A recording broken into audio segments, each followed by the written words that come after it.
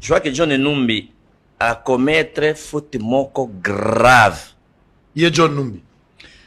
Oyebi basoda balobakate. Basalaka politique était biso to koma constitution. Un militaire ne fait pas de politique. O réunir bato ebele na ferme na yo esika na yo. Pe opesi discours politique. O critiquer makambo chef de l'État, un militaire. Mais sa place à la prison. Waki TV is the best one. John Numbi doit impérativement être arrêté à sa violation des consignes. Parce qu'un militaire, et d'abord c'est comme ça que tes anines, le général le plus gradé, il est parmi les plus gradés. Bakokata 5T, ou bazan petenaï. Bakokata 5T. Général d'armée, en fonction, au réunir Batou, il n'est pas le seul général qui a permis, ou bien Azui Moussalate. Combien de généraux sont sans fonction? Et puis, ce qui est choquant, Izani, je ne suis pas un agneau. C'est-à-dire que Naza même été. Donc, c'est-à-dire, il n'est pas agneau, il est loup. Et ça menace contre le pays. Alors que Natanga qui lobby kaka. Dans le journal Les Phares, bakomaki clairement que Premier ministre a kendeki koluzoye sur le plan république aya parce que bazo accusé yé kazo préparé rébellion à Katakatanga basala rébellion à partir à est. Yé John Numbi. Mais les Phares comment qui en lobby. Or tala likamwa liboso batinda kiye akanga ayana Gédéon Kyungu. Président tindaki officiellement batutu baye biango ti lelo atika kwa kopesa rapporter batindi bango sous na mission mususu na mission batenda premier na ministre intérieur azaki na mission ana tango bakia mission ana ya atikali ke na luka Gédéon Kyungu azonga ti lelo Gédéon Kyungu suite nango izo mona na te mona nzembe nde babimisela makasi ozo comprendre azo mona na te situation Gédéon Kyungu izo mona na te réponse eza nango te président a convoqué ba généraux awa abatia ba province batutu baye John Numbi aboyi koya il détruit général John Mulongo oyo azalaki na zone de défense pe aboyaki koya balobi apesi ordre bakanga John Mulongo akimiko na katanga zomona na te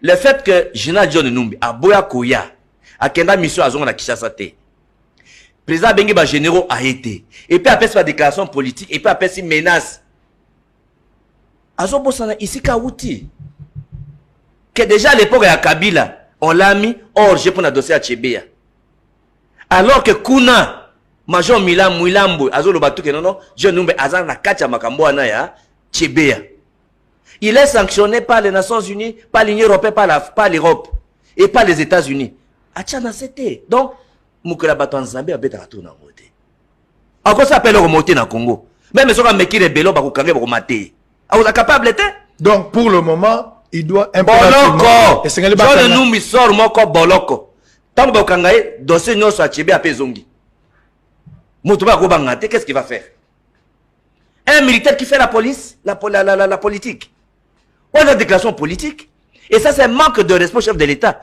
a prouvé que chef d'État il fait mambwana. Même dans l'hypothèse de Bongo, devant la population, un militaire.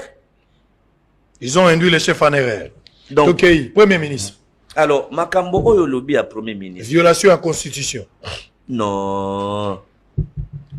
D'abord, Premier ministre, tant que lobby Makamboana a créé polémique pour distraire la population.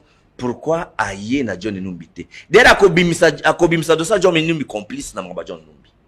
C'est très dangereux. Premier Sakobima complice à Mamba John Numbi. Parce qu'à Kendeke qui n'a fait le ménage. Premier ministre. Ah. Alors, tous on m'embêta libre ordonnance. Et là, on a envoyé Bissaba na Mboka, Bana Congo. Donc, il y a un bandengo Kendaki na Lubumbashi, Komagiti, et pas à John Numbi. Mais on a eu des choses qui ont été faites. On a eu des choses qui ont été faites. Ah. Ce qui m'a dit le biais c'est solo qui a komaki, c'est que ça grave. Alo banoka akuta na yete kasi. Alo banoka akuta na kiwapi. Et réponse une va pesa qui est. Non, on a vérifié pour mes attentes, on a vérifié l'information. Alors, Yami Bale dans Mambetali premier ministre. Okolanga na bokebi. OK. Makambo nyonso président de la République. Azaro Sala. Asali na vice premier ministre. Ministre intérieur. Et intérieur. Mibeko nyonso to ordonnance a signé. Eza d'abord eza na mulongo. Et aussi mibeko nyonso ya mboka même mobeko li konzi o n'esprit ya lokuta moyibi bazo tia confusion na mitu ya batu lokola chef de l'état abuki mobeko li konzi lokola abuki mibeko ya mboka ba ordonnance wana nyonso eza na mulongo et aussi mibeko et puis ba ordonnance yango nyonso e bandi ko salema pe nyonso ko za l'exécuter et ko za lokola oyo ya ko zo arrêter lokola oyo ezaki ya portefeuille et bandi déjà pe nyonso et ko salema dans les délais le plus court bazo notifier donc position et à côté la témoin je vous informe oh mais tokota la papa ngana ebiso que tokota la botika ki kyungu tamula ya tokoma ko ngana ebiso que on a tangelo bato bandi baza déjà notifié tika alors eloko aliboso yango wana donc ba ordonnance nyonso eza légal et bandi ko salema pe ko salema c'est-à-dire bazo notifier ba bato bandi misa bango ya sika pe ba ko sala bango nyonso donc il faut qu'apaiser message wana ya premier ministre eza message politique eza na base légalité eza na base juridique mon côté d'ailleurs ezali un acte politique nul. Yoka mutazo pesa la président ba matière ndeyo. Vous allez comprendre. Eza un acte politique nul. Yemo kaza na kondima mazolo bate. Parce que avant la côte na muzulu pona tal sabino mabe nango il y a complot bazo ça contre le pays mais ilungi lukamba na FCC. Soke za la kamibeko yango to mikano to ordonnance et buki mibeko. Eloko aliboso eza la communiquer à FCC ils ont communiqué à Ilunga Ilunkamba. Bah, non, non. Donc, tu as dossier dans le Conseil d'État pour un excès de pouvoir. Puis, le Conseil d'État à Kata. Soit, tu as dans le Conseil d'État pour annuler Yango Pe Buki Miboko. Bah, kuna ba landité. Bah, cause d'abandonnance, Yango Nyo Sao Balubi Ke Buki Miboko. Bah, qu'il y a une cour constitution, non, et Buki constitution en Boka. Pourquoi bazo ke nango na justice et bazo cause sa population? Parce que solution zawana, bah, le bate ke non, to kende ki na cour constitutionnelle. Bah le bâtiment que tu as conseil d'État puis bah dibouti tout ça na raison mais bimi bah c'est plutôt faux. C'est parce que bah yebi que bazo cause sa population moyibi lukuta. Et raison aliboso ngwan avant la telle sabango.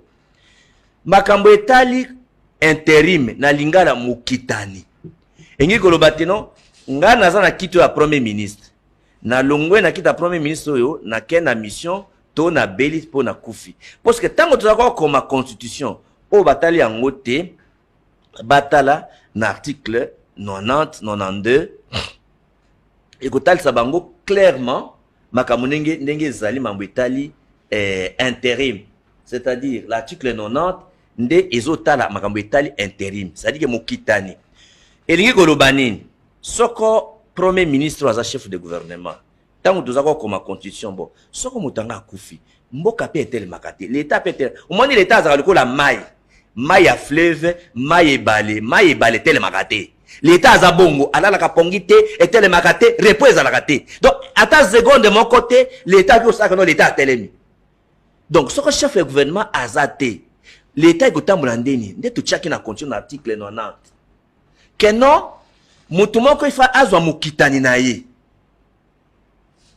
alors moment ano aza te po l'état etelemaka te nana akokitanela ye Ilunga Ilukamba azwaki Gilbert Kakonde pona bolingo na yete pona boyoka na Gilbert Kakonde te to komaki ete soko premier ministre azui empêchement c'est-à-dire que azate ne bongane soit azui pokoso maladie akufi akena mission muto ya mokitani na ye akozala ministre ya likolo o ya landiye donc nane na lopona ba présidence oya alandie na kibokonzi nde akokitanela ye nde ba mission so batikali wana lelo moto alandie na bokonzi eza Gilbert Kakonde eloko liboso yango wana eza moto apesa lokola faveur lokola cadeau te il faut na sembola likambo wana ya mibale pouvoir nini mokitani na azaka nango ndenge tokoma constitution na ba mibeko ya mboka makambo na nyonso lukamba lubi na communiquer na comité na abuki lukuta eza esprit ya moyibi ndoki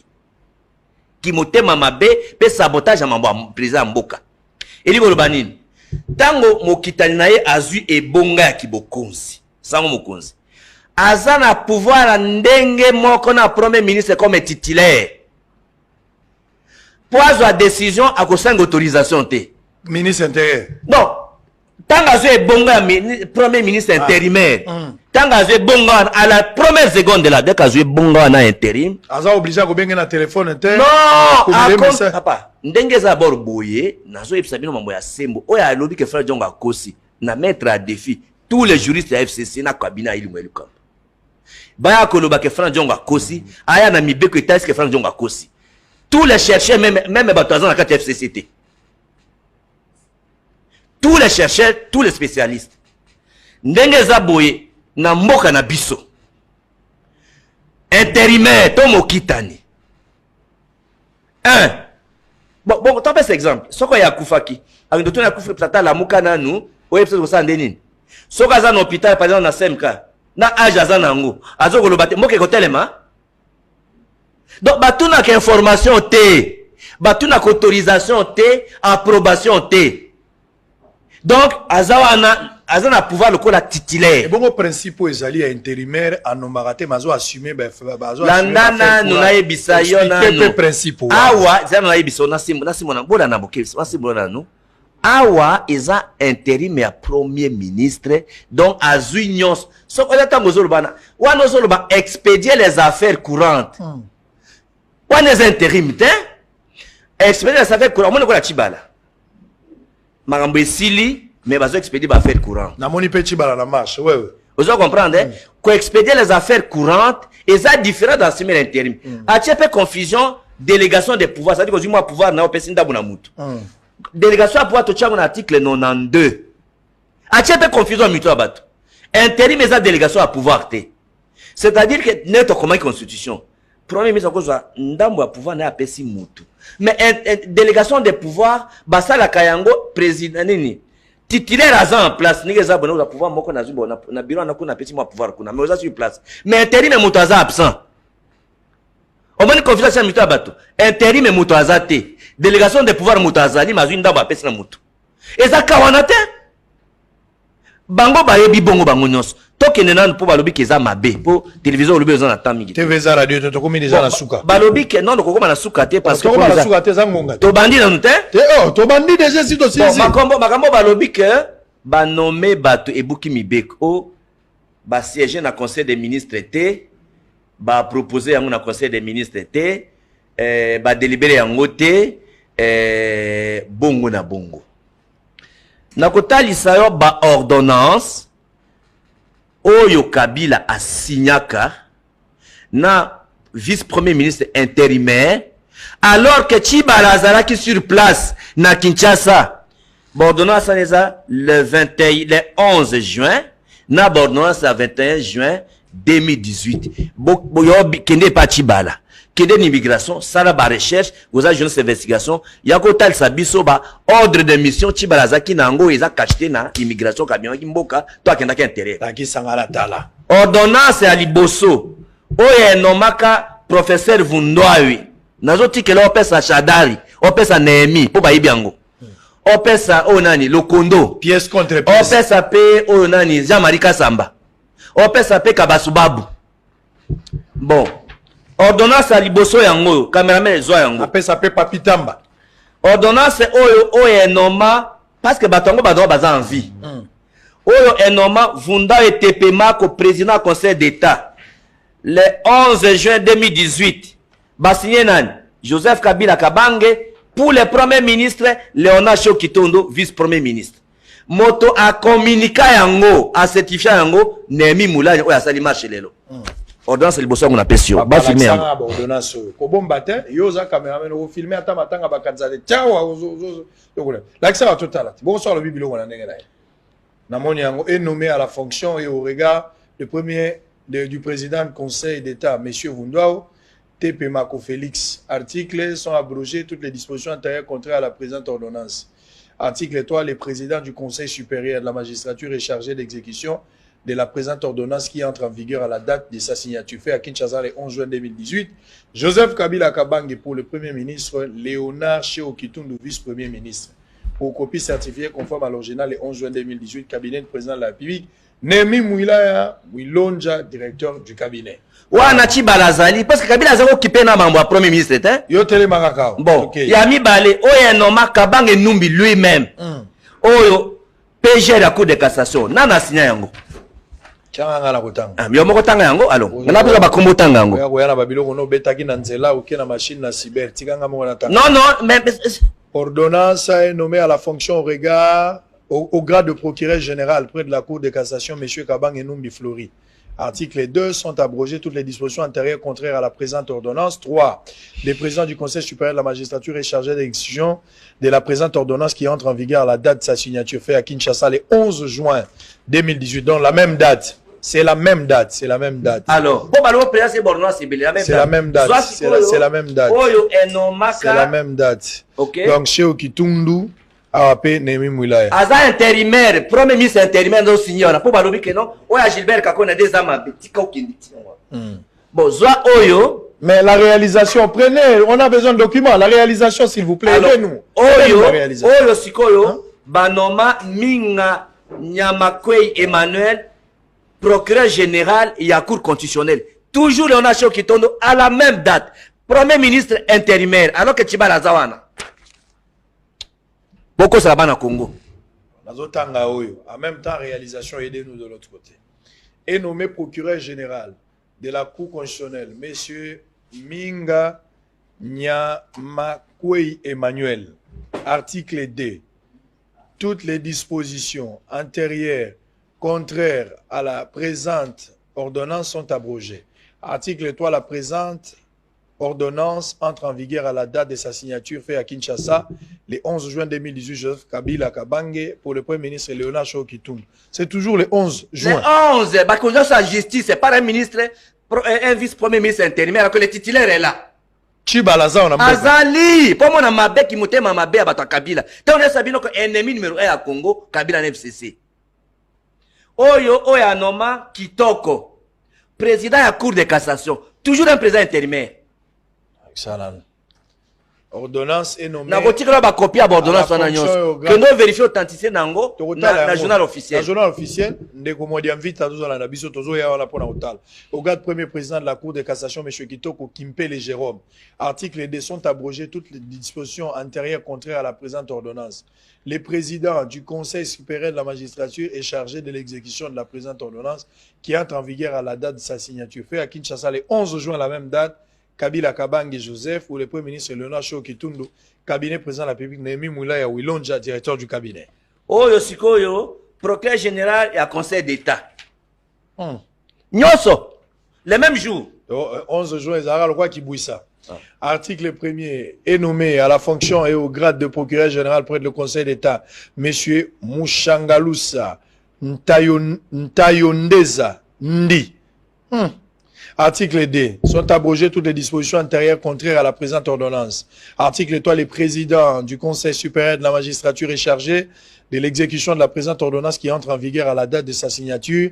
Fait à Kinshasa le 11 juin, Joseph Kabila Kabange, Léonard Cheo Kitundu, vice-premier ministre, cabinet, directeur, Nemi Mouilaya. Oyo Lisusu, ezali ou ba nommé ba premier avocat généraux et les avocats généraux toujours la même date. Na osu kisana. Sugisa tawa pour ozo l'action et l'équipe belé. Donc là Sugisa wa ba nomagi nani. Sont nommés premiers avocats généraux de la Cour constitutionnelle, Monsieur Mokola Pikpa, Monsieur Sumbol Mfumwash.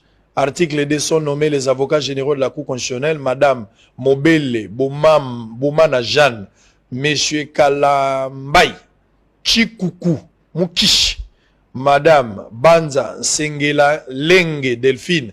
Article 3, toutes les dispositions antérieures contraires à la présente ordonnance sont abrogées. La présente ordonnance, article 4, est en vigueur à la date de sa signature. Joseph Kabila Cheo Kitundu, le 11 juin 2018. Parce que des ordonnances à date et moussous, toujours un ministre intérimaire, Premier ministre intérimaire chez Okito de toujours. On a tolongé les 21, les 11, pour le 21. Le 11 juin. Donc, comme les 21, on a 10 ordonnances à les 21. Pour nous, on a 40 ordonnances. 40. Mais comment? Si on attend, L'union sur la jurisprudence. mais comment? Pour la côté, c'est non, soit bango basali, eza malam.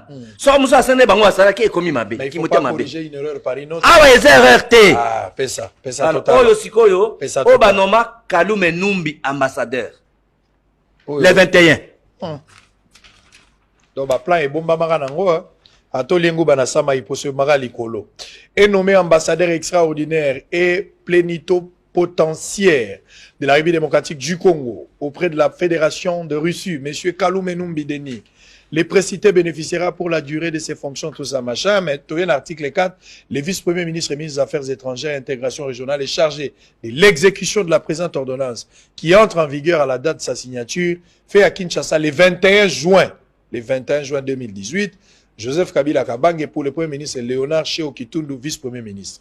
Très bien. Bon, tanga ya suka ngo pour mon à 21 li suspo ezé belé. Ouais. O banoma Zanga Ramazani Louise ambassadeur en Espagne. Oh. La même date. Ah, tika tota nano ya suka po ona zolo boyo Zakari Baba Sozo mona marambo pe ndeka ngana zomona. Alobi est nommé ambassadeur extraordinaire et plénipotentiaire la chargée démocratique du Congo près du royaume Espagne, Madame Nzanga Ramazani Louise. Donc muta signé ngopé Ezawa Nemi muta signé fait à Kinshasa le 21 juin Joseph Kabila. Non, Néhémie a certifié conforme monsieur qui a signé la place à premier Pour ministre. copie certifié conforme à l'original le 21 juin 2018. Léonard Cheo Kitundu, vice-premier ministre, à Joseph Kabila fait à Kinshasa le 21 juin. Les hommes s'ami bala suka. On est dans zone Célio, on a tiré la Non, nyonso on pesa nyonso. Nyonso hôtel. Zo ordonnance moko nyonso au choix. Tanga mobian otala esika ba lobi qu'on a délibéré conseil des ministres. Non. Bon, Tanga nyonso tanga mobimba nango. to suki sanga na o. Eh. Et monsieur komi na suka na beta o ba be mbodi. Natala na mobimba totala ndenge. O ba lobi qu'on a délibéré conseil des ministres. Très bien. Siko vana na palais ozolanda sango aza kotanga ordonnance. Oyo eza siko na bosolo na politique na presque za na RTNC osko bosolo na politique pour force à bosolo yango procès à caméra c'est-à-dire ba tout batiki misala baza kolanda service traiteur film bakanza volume 2. On commence. Cabinet du président de la République. Les directeurs de cabinet Kinshasa. Ordonnance numéro 18/04 du 11 juin 2018 portant nomination de premiers avocats généraux et des avocats généraux près de la Cour constitutionnelle. Le président de la République, vu la Constitution telle que modifiée par la loi numéro 11/00D du 20 janvier 2011 portant révision de certains articles de la Constitution de la République démocratique du Congo du 18 février 2006, spécialement en ses articles 79, 152 et 169, vit la loi organique numéro 13/026 du 15 octobre 2013 portant organisation et fonctionnement de la Cour constitutionnelle spécialement en ses articles 12 et 13, vit la loi organique numéro 6/020 du 10 octobre 2006 portant statut des magistrats, vit la loi organique numéro 6/020 du 10 octobre 2006 portant statut des magistrats, vit la loi organique numéro 08/013 du 5 août 2008 portant organisation et fonctionnement du Conseil supérieur de la magistrature et revue l'ordonnance numéro 14/071 du 19 novembre 2014 portant nomination des premiers avocats généraux et des avocats généraux près de la Cour constitutionnelle sur proposition du Conseil supérieur de la magistrature ordonne. Article 1er. Sont nommés premiers avocats généraux de la Cour constitutionnelle, M. Mokola Mpikpa. 2. M. Sumbul Mfumwash. Article 2. Sont nommés avocats généraux près de la Cour constitutionnelle. 1. Madame Mobele Boumana Jeanne. 2. M. Kalambay Chikuku Mukish. 3. Madame Banza Sengalenge Delphine. Article 3. Toutes les dispositions antérieures contraires à la présente ordonnance sont abrogées. Article 4. La présente ordonnance entre en vigueur à la date de sa signature, fait à Kinshasa, le 11 juin 2018, Joseph Kabila Kabange, président de la République, pour le Premier ministre Léonard Sheo Kitundu, vice-premier ministre, pour copie certifiée conforme à l'original, le 11 juin 2018, les cabinets du président de la République, Néhémie Mouilaya Wilonja, directeur du cabinet. Bon, balobi que sur proposition du gouvernement et délibéré au Conseil des ministres. Très bien. Bossole Sili. Ozomona. Bossole Sili. Yasuka kotanga ngote. Ah, ba révocat Olivier Kamitatu. C'est le premier qui a proposé, même pas délibéré au Conseil des ministres. Même pas proposé par le gouvernement, même pas discuté. Ordonnance Olivier Kamitatu yango. Oui, ordonnance Olivier Kamitatu. Il y a ba révocat Olivier Kamitatu. Donc, parce que il faut ordonnance, et ça l'a proposé par le gouvernement, puis pas délibéré au Conseil des ministres. Il y a Olivier Kamitatu yango, ni le gouvernement n'a pas proposé, ni délibéré au Conseil des ministres. Donc, ça dit, net aux aboués. Possibilité, ça que lobby na Conseil des ministres, Pepe Ilunka va finir les boutons à côté Conseil des ministres. D'abord, audience à Senga qui n'est pas président. Ils manquent de respect selon eux. Non, président ko yamba écoutez. Le code est commis à 5 audiences publiques. Le code annonce est commis public. À 5 audiences, na jour na un ordre du jour.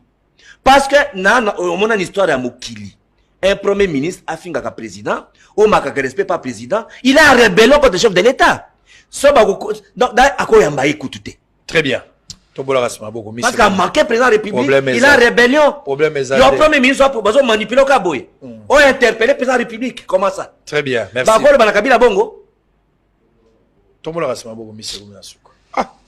Les lois agindé likambo. Blanc, plus blanc que neige. Blanc, plus blanc que neige. Lavé dans le sang de l'agneau. Je serai plus blanc que la neige.